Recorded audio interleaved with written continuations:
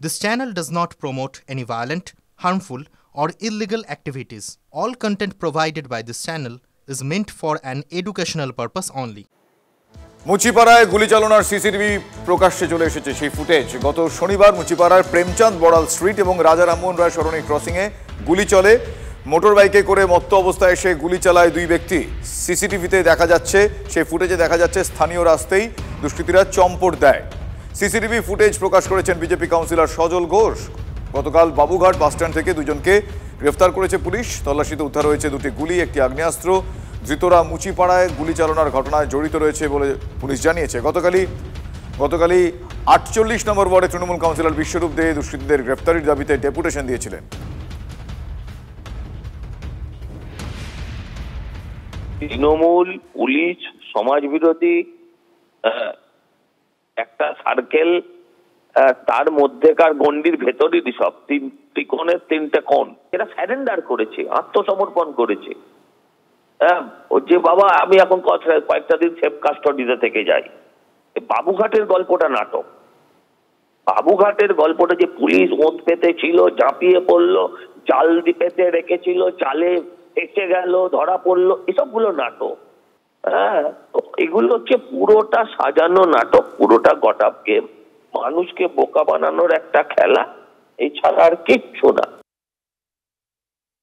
এই মুহূর্তে আরো একটা চাঞ্চল্যকর খবর। পুলিশের জাল ছিঁড়ে পালালেন আপ বিধায়ক। পাঞ্জাবে হেফাজত থেকে চম্পট। ধর্ষণে অভিযুক্ত বিধায়ক আমার সহকর্মী জ্যোতির্ময় কর্মকার এই মুহূর্তে রয়েছেন আমার সঙ্গে টেলিফোন লাইনে। জ্যোতির্ময়, পুলিশের ওপর গুলি চালিয়ে উধাও আপ এমএলএ হরমত সিং ধিলো, ঠিক কিভাবে, কি জানা যাচ্ছে? আর দেখো, পাঞ্জাবের সানোর এলাকার আপের বিধায়ক হরমিত সিং পাঠান মাজরা, তিনি পুলিশের হেফাজতে তিনি ছিলেন। তার বিরুদ্ধে গুরুতর একাধিক অভিযোগ রয়েছে। তার বিরুদ্ধে ধর্ষণের অভিযোগ রয়েছে, তার বিরুদ্ধে চিটিং এর অভিযোগ রয়েছে এবং ক্রিমিনাল ইন্টিমিডেশনের অভিযোগ, অর্থাৎ মানুষকে ভয় দেখানো, টাকা তোলা, এই সমস্ত গুরুতর অভিযোগ তার বিরুদ্ধে ছিল। সে পুলিশের হেফাজত থেকে পালিয়ে গিয়ে তার গুলি চালাতে চালাতে পালিয়েছেন তিনি। এবং তিনি পালানোর কারণে যখন তিনি গুলি চালাচ্ছিলেন দুজন পুলিশ কর্মী আহত হয়েছেন বলে সূত্র মারফত আমরা খবর পাচ্ছি। গত কয়েকদিন ধরে এই নেতা তিনি আপের পাঞ্জাবের সরকারের বিরুদ্ধে লাগাতার মুখ খুলছিলেন এবং তার বিরুদ্ধে ব্যবস্থা নেওয়ার জন্য পাঞ্জাবের আপ সরকার ইতিমধ্যেই নির্দেশ শুধু দেয়নি, তাকে গ্রেফতারও করা হয়েছিল। কিন্তু তারপরে এই ঘটনা জাতীয় রাজনীতিতে কিন্তু আপকে বড়সড় প্রশ্নের মুখে দাঁড় করিয়ে দিল। একেবারেই তাই। অনেক ধন্যবাদ জ্যোতির্ময়। हिरासत में इसलिए लिया था कि एक औरत ने शिकायत की थी उनके ऊपर, उसकी इन्वेस्टिगेशन करके पुलिस ने मामला दर्ज किया जो पहले 376 होती थी, जो रेप की धारा है। उस औरत का ये कहना है कि उसको झांसा देकर के बहुत से सालों से उसके साथ नाजायज संबंध रखे गए थे।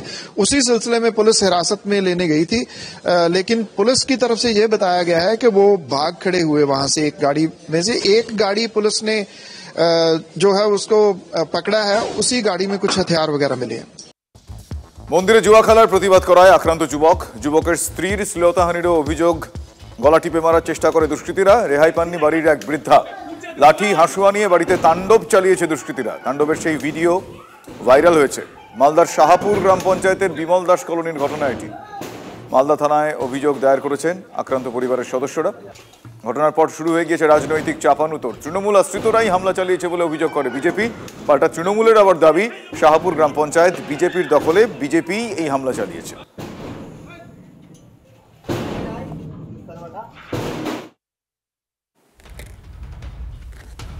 বিধানসভায় চাকরিহারারা বিরোধী দলনেতার সঙ্গে দেখা করতে গেলেন গ্রুপ সি ও গ্রুপ ডি অধিকার মঞ্চের সদস্যরা। নওশাদ সিদ্দিকের সঙ্গে দেখা করলেন চাকরিহারারা।